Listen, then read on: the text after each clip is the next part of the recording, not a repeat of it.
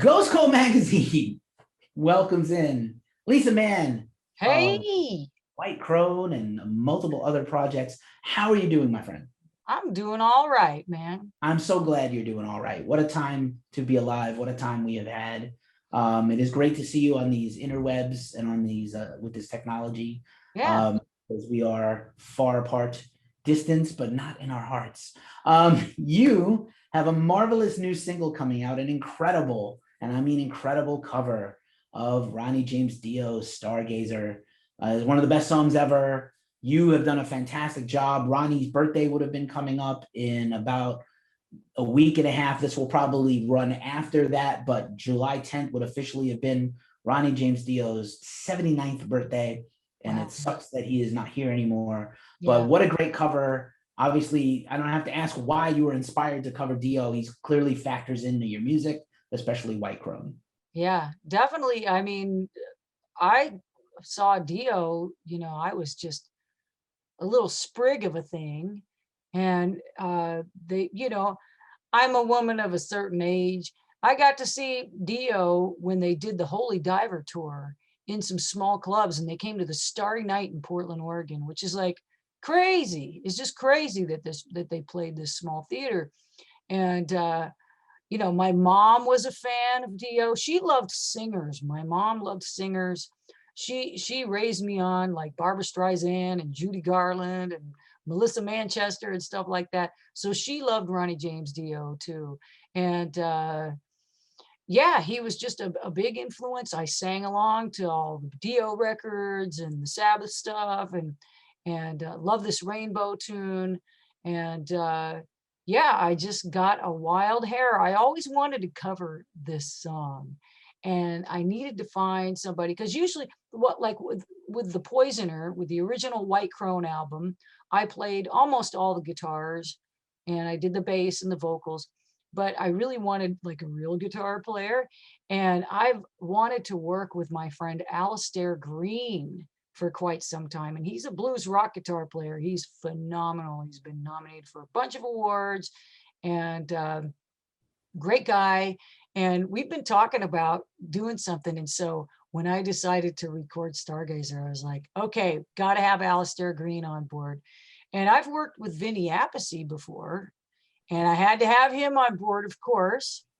And then there's a friend of mine, Eric Lawrence, who actually, like, one of the first bands I was ever in, Odo Void.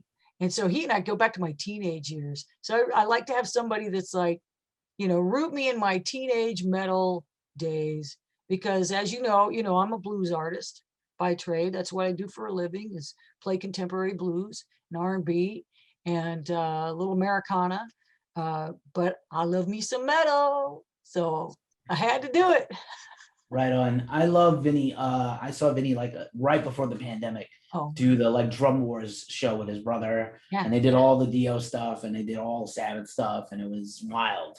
Funny. But yeah, this cover is amazing, and I don't know if you agree with this. I'm gonna throw out a idea theory, a wild theory that I think it's weird to me, but I think as popular and influential as Dio was alive, I think since he has passed and there's been another generation of metalheads and rockers come in after he passed, that I think like there's a lot of people flying that Dio flag very strong today, and I wish he was here to see it. Yeah. And people from all backgrounds too. He's influencing younger metal artists, the ones that sing anyway, the ones that have singers, and the writing, the songwriting, the classic style.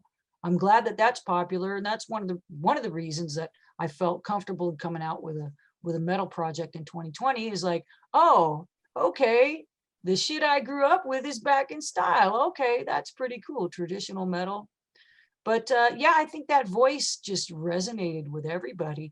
And now, they're talking about, there's these YouTube videos of him in his doo-wop days and crooning.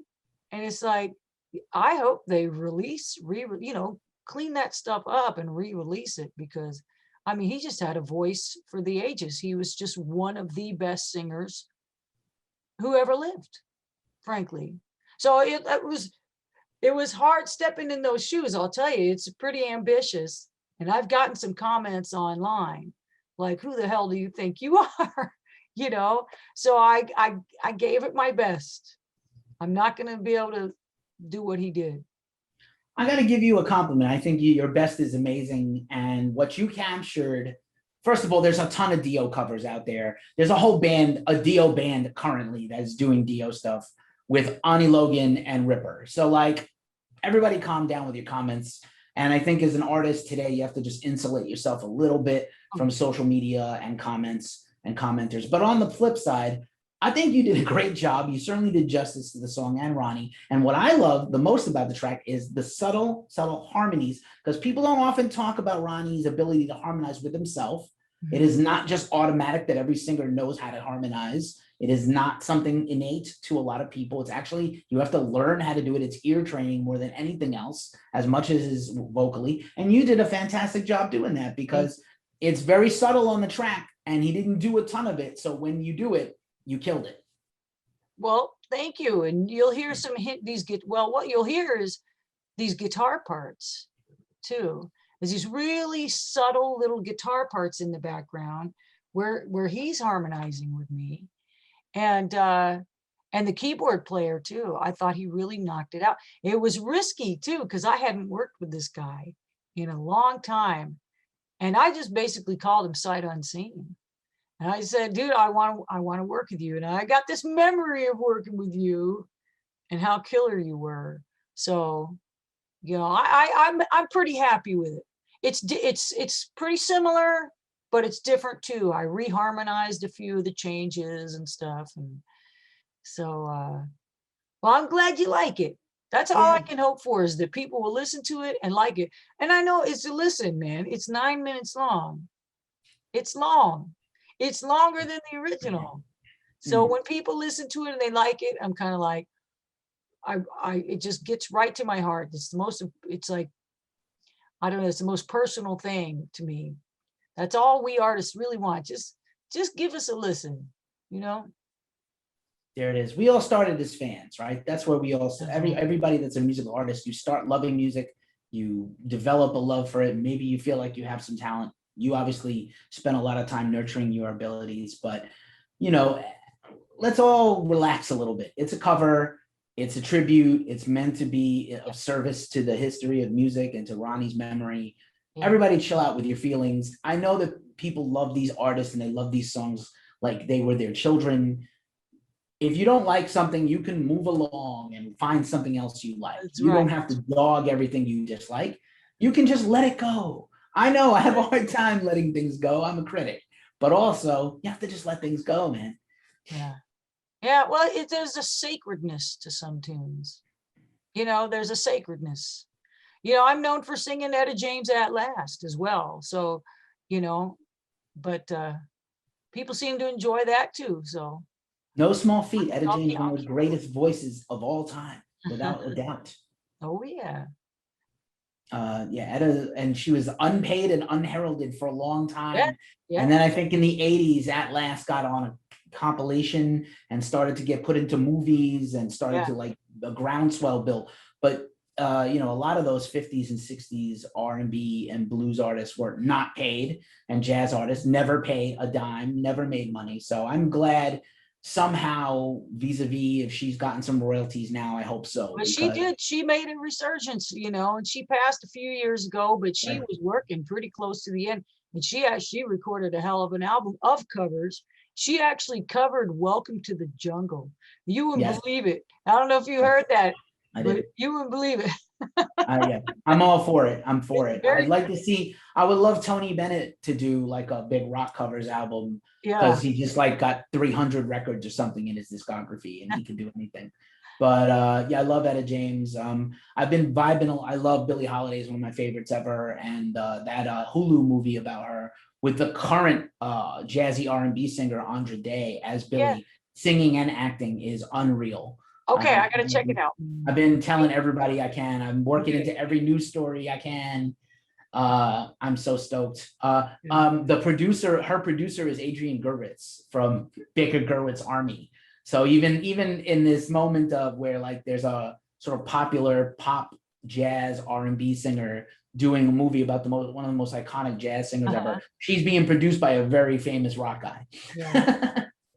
Which is fun. So this cover's coming out for Ronnie's birthday, and there's a lot of Ronnie activities, live stream, tribute Yeah. party concert thing that Wendy is throwing along with Stand Up and Shout, which clearly I will link below along with all your links. It's awesome. It's great that you got to see him in the flesh. Do you have like a favorite besides Stargazer? Do you have like a favorite Dio era? Is it Sabbath? Is it Rainbow? Is it solo Dio? I really love that. I just love that. Vivian Campbell, Ronnie James Dio, Jimmy Bain, Vinny Appice, that crew there was just something special about that crew. There was something really magical about it. And, there's a lot of those early tunes, all the Holy Diver is just, that whole album is just classic. It's just start to finish great. And I love All the Fools Sailed Away. That's a beautiful song. Egypt, all that stuff. Mostly it was his solo era stuff that I loved so much. That early solo era stuff that really spoke to me. Yeah. But anything he touched, man, anything he touched was good. Yeah, for sure. It was always interesting to me that he stayed kind of in metal, because he could have did anything. He could have sang anything. Yeah. But he did so well. I think he enjoyed Sabbath so much, and he gave them a big boost that they clearly needed. And I love Ozzy. I'll be an Ozzy guy till I die. But I love him. The Sabbath stuff with him is all 10 of 10. And, I think it gave him a boost to be with them as well as they, him. And they. And it was always interesting to me that he stayed in the heavy metal realm when he could have just did anything he wanted. Even as a young man. I mean, I don't know if he failed as a doo-wop singer. See, I don't know what the story was. Did he just not have a lot of success, or did it just become something he didn't want to do? Because he could have been like a Tony Bennett if he wanted to bring his voice that direction. I'm glad he didn't, because he had this ability to do this powerhouse metal singer that there's just really a few human beings that have that instrument. There's the Rob Halfords of the world, Bruce Dickinson, these people that just have this big instrument. I think Eric Adams is one of those people. He just has this huge instrument, and it's just cool that they got into a genre where they could really, who knows, maybe some of them could have done opera or something, but then I wouldn't listen to them. I always say that to me, there's actually a very interesting thread that I think runs all the way back to classical and opera through musical theater and jazz and into like rock and early R&B, and then what became heavy metal, right? And these blues, proto heavy metal bands. And so, yeah, I just feel like they're very interconnected for me, but that's also my journey. And it's definitely not for everybody. Yeah. Yeah, I mean, Bobby Blue Bland had this growl. Of course, Howlin' Wolf, man, the way he sang that growl. I mean, you could draw a straight line from like Howlin' Wolf to John Kay of Steppenwolf to all these growling metal singers that came afterward. You could hear Gene Simmons, of course, and when he growled, you could hear that he sounds like John Kay, who sounds like Howlin' Wolf. So, it was really cool because I came to the blues late. I have a lot of friends like Curtis Salgado, who are these guys that, when they were teenagers, they were hanging around in these record stores and they were collecting, blowing the dust off these old blues records. That wasn't me. I was in the mosh pit. I was stage diving, with Slayer, and I remember Kerry King had those big pins on his, I remember cutting myself on those, diving off the stage. That was me at the time, but I became a working musician. And so, I lived in Seattle for a while and worked in rock bands up there. And then I moved back to Portland, and Portland, Oregon is a blues town. If you want to work as a working musician in the clubs, you better learn to play some blues. So when I started playing the blues, it was like, oh, so that's what John Paul Jones was doing. You know what I'm saying? All this, the early proto stuff, the Deep Purple, all that stuff that I that I came up on as a bass player. Once I started playing blues, it was like, oh, okay, I get it. I totally get it. And so I started kind of getting into like, well, how did this happen? How did this, how did blues have a baby and name it rock and roll? You know? And Nice. and then what happened in the Midlands and in the UK and England, and how the blues influenced Black Sabbath and all these folks. So, and then they kind of stripped the blues out of it, and the classical music influence came in, and that you can hear that with Rainbow. That's what's really cool about Dio era Rainbow, is that you can really hear the classical music influence, like you're saying, that theatrical influence, but there's still some blues in there. So that's why I just was glad to have Alistair Green along. I thought he just kicked it on the slide guitar on this track. So Right yeah, on. blues had a baby, named it rock and roll, and they had a grandbaby named heavy metal. And do the jazz hands for heavy metal. I love some blues, and it really is a transcendent form of music. I know I often urge people that I meet who tell me they play guitar. I was like, what do you know about the blues? What do you listen to? Go back and learn some stuff. Go learn some simple stuff before you shred, because like it's actually the roots of real music. That's And right. not because it's like, oh, like when I was a teenager and I went to music school and I was like, oh, heavy metal's garbage. You got to listen to this Puccini. And I was like, yeah, I know Puccini's awesome, because all my guitar player friends are doing like Yeah, whittly, Paganini. Yeah. Paganini and Puccini and Bach and Brahms and stuff like that. Gustav Taking on, Holst. yeah, exactly. So, but blues is really the juice that all this stuff runs on, and it's definitely clearly, you reverse engineered this heavy metal career. Also, The Poisoner was awesome. It's definitely one of the best records of last year. Thank And you. Thank you very much. it still holds up. I listened to it again today, and I take it out every few months. So some things I listen to and I never hear again, and other things I come back to and I come back to. So I really dig that record. And you put it out at a very precarious time in the world, Oh unfortunately. man, well, who knew this was gonna happen, man? Who knew this was gonna happen? Yeah, I'm very proud of that record. My friend Kevin Hahn, he's an engineer, Opal Studio here in Portland. He does my blues records. He does everything. He does singer-songwriter stuff, heavy metal stuff. People come in and do spoken word albums or whatever. He can do it all. So we all mixed, or we all recorded remotely for this track, except for the vocals I recorded there, because he's got this really nice Neumann mic there. Yeah, it's sweet. But yeah, I was really happy with how The Poisoner turned out. I put a lot of blood, sweat, and tears in that album. It almost didn't happen. And so, like I said, just the fact that you still listen to it gets me right here. Right on, The right fact on. that anybody listens to it. What's the stat? Portland is such an important music town just across the board, for live music, which is Yeah. really, really important to me, that live music be preserved. I love all these live streams, and I appreciate everybody doing this live thing, but I want people to be able to safely go back to the clubs. When will you be able to just play regularly in your town, let alone tour any of these projects? Well, I have been playing local gigs, and because there's a blues club called the Blue Diamond, and a dear friend of mine named Sunny Hess owns this club. And she was able to get the city to give her the entire street in the back that's adjacent to the club. And they turned it into like, they've got this huge covered area. It's all covered from the rain, because, we have to deal in the wintertime with the rain here in Portland.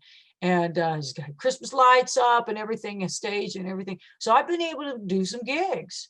It's been cool. And then I'm going to be playing at the Waterfront Blues Festival. It's a huge festival, huge. Usually they have 4 or 5 stages, usually smaller stages, 2 humongous stages that face each other. And, it goes for 4 days. And they've had Buddy Guy, and they've had Robert Plant headlining, huge festival. They're having a smaller one this year, but I'm blessed. I'm going to be there with my friend Sunny with Northwest Women Rhythm and Blues. It's like a women's showcase. And I'm also going to back up Johnny Rawls, who's a guitar player. he and a singer, and he used to be O.V. Wright's band leader. So it's really cool that with my friend Ben Rice, and he's a guitar player. So we're going to back up Johnny Rawls at the Waterfront Blues Festival. And I've got a few, I got some things coming up, but it's hard. It's hard. We're basically writing 2021 off again because I had gigs that got rescheduled, and then they got rescheduled again. And then they said, well, we don't know what's going to happen with our area or with our county or whatever, and we can't chance it. And so it's like, I hope to see you next year, So wish me luck. Wish us Right luck. on. But there's Right a lot of tours coming now. I'm going to be at a lot of concerts in October. Anyone in particular? Let's see Ginger. You see Avatar. Nice. The Judas Priest. And I forget who else. I know I got some other tickets. So Nice. if I'm not working, I'll just go to some shows. Man, the Flotsam and Jetsam, they're not coming back. I'm pissed. They announced the West Coast tour, but I don't know if they're making it all the way up to you. No. And I had tickets. They'll be back. I interviewed Michael just recently. It's probably going to run about the same time as this interview. And I talked to Gilbert. I know him since, for years. And yeah, that album is super killer and maybe even a little underrated. People are not really talking about it as much. I know it's been played on like satellite radio and Gimme Metal. Dave Mustaine played it on his show. But cool. Yeah, that record is crushing. And maybe like one of the heaviest. They say that Flotsam and Jetsam has their heaviest record like 35 years into their career. It's not an understatement. Yeah. It's really heavy. Guys, I'm really bummed they're not coming to town. Yeah, Eric is also one of my favorites. Got to be one of your favorites. He's such a good singer. Oh yeah, fantastic. And just, unstoppable. Right on, right on. Cool. So any new music in the works? Obviously got the single coming out. I'm sure you're due for another blues record at some point. Yeah, well, I've actually, this blues records that I did is a 5-song EP. And so that is, now I'm going to market it toward AAA and Americana. See what happens with that. I don't know. We'll see. But also I'm working with a band called Splintered Throne. And they're a Portland-based band. And I was actually at a show. I was a fan. And I was at a show and their lead singer announced that he was leaving. And so I was there with a friend. And my friend goes, hey, go talk to him. I was like, I don't know. I'll go, I guess. And they had auditions and they asked me to be their lead singer. But we've had delay after delay after delay. A lot to do with the pandemic. So one of these dang days, but we're planning on getting the studio soon. And we've got a lot of really killer songs, great songs, traditional metal. And I think people are going to dig it. That's really exciting. And I feel like The Poisoner, like I said, it still holds up. It hasn't really had its shot yet. I don't know if you're going to get to go play it out ever beyond the hometown, but I wish you could or would, because I feel like it deserves it, but it may be with your time limited. Maybe you can't. I actually never intended it to be anything other than a recording project, because I really just did it in my spare time. I was really very busy at the time too, but I just started getting, and it took a few years to put it together. And actually, I started doing pre-production at home. And so I started recording these, rudimentary guitar parts with the intention of hiring a guitar player.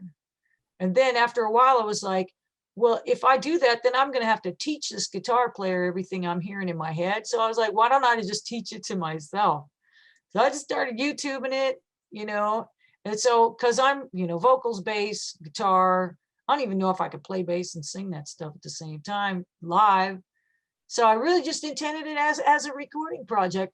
And I do intend to make another White Crone album. And I have some songs in the works. It's just a matter of, I'm doing this and doing that. I'm really focusing on the Splintered Throne project right now. So very cool. You spoiled us though. This is your fault. Oh, you spoiled us. Well, thank you. Thank you. Like I said, anybody that listens to it, man, I'll tell you what, you know, I've been doing this blues thing for a long time. I've won a few blues music awards.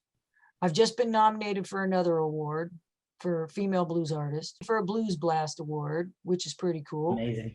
And you know, I've done this enough that I can put out an album and I can reach out to the known PR people in blues and the radio promoter, stuff like that. You know, I can reach out to those people. Like, oh, hey, sure, we'll be happy to work with you. You know, and then I came out with this metal record, and I thought, well, I'll just, you know, reach out to these PR agencies, and they'll just, you know, give them my money, and then they'll promote this. It was like, no, these people don't know who the fuck you are. They don't know who you are. They never heard of you. Who is this old lady coming out here with this traditional 80s metal? You know, there's no screaming, blistering guitars all over it. It doesn't sound like a lot of the stuff that's coming out and that's getting to, you know, the Devil's Dozen and stuff like that.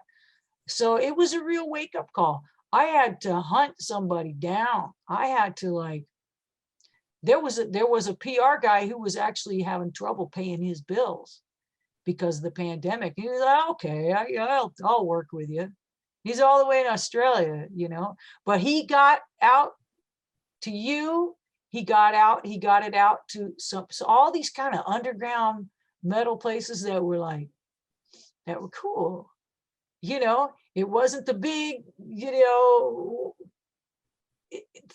know, I don't know even the names of these huge websites, you know, but the fact that you're talking to me, it feels really cool now because it got out to enough people that that have a platform.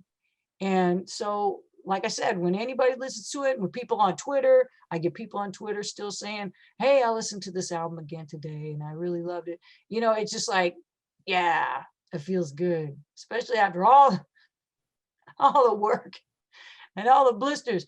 Because you know what? Guitars, the strings are really tiny, man, and they hurt. I don't like them. Right on. As a bassist who has struggled to play guitar my whole life, and I play fingerstyle, I don't play with a pick. So, like, yeah, anybody who plays bass knows it's not such an easy. Yes, there are bassists who become guitarists and guitarists who pick up the bass. It is not so easy. It is not so easy on your hands. It's not saying. It's tough. What's with that B string? What the hell? You're like, dun, dun, dun, dun, dun, dun. What? Right on. Yeah, it's always a thing. Used to that shit. But yeah, and I never really had a 5-string bass ever. I like Flea. I never did either. Flea is like, oh, you know, I have 4 fingers, so what would I do with a 5th string? I got 6 strings, man. Right. I figured more is better. More is. And he's like, the only time I ever used the pick was when I played in Fear when I was in high school for like 5 minutes. He's like, I'm not holding a pick, so I don't need one. I'll just use these. I was like, well, that was really very inspiring. Yeah, picks are good though. No, yeah, I use them both. I'd use them both. So, you know, I got these giant picks. I don't have these guys. We can't all be Steve Harris, you know? No. You know, but I play whatever sounds good, you know, with the fingers, play with the thumb sometimes, get that tubby upright sound in the blues, use a pick sometimes, just trying to get whatever sound I'm hearing, trying to use my hands to get it out. There it is. There it is. Everybody knows that, you know, I really only talk to artists I like and dig. So I don't fawn over people. I don't really get to do superstar artists, only a handful in my career. And if I ever interviewed anyone I didn't like their music, it would show because I can't be fake or phony. So I really dig you. Yeah. I really appreciate hanging out with you and getting to know you and hear your story. And I'm going to link all your stuff below. Congratulations on your nomination. And I'm so stoked you're going to get to do some shows, and we'll look out for this new project and another Poisoner and another White Crone record to follow up the Poisoner eventually. And this great rainbow cover. Thank you so much, Lisa, for hanging out with Ghost Cult and spending some time with me. And I hope more than anything else, I get to see you do what you do on stage eventually, because that's where I think people need to see you the most is on stage. Thank you. Thank you very much. My pleasure.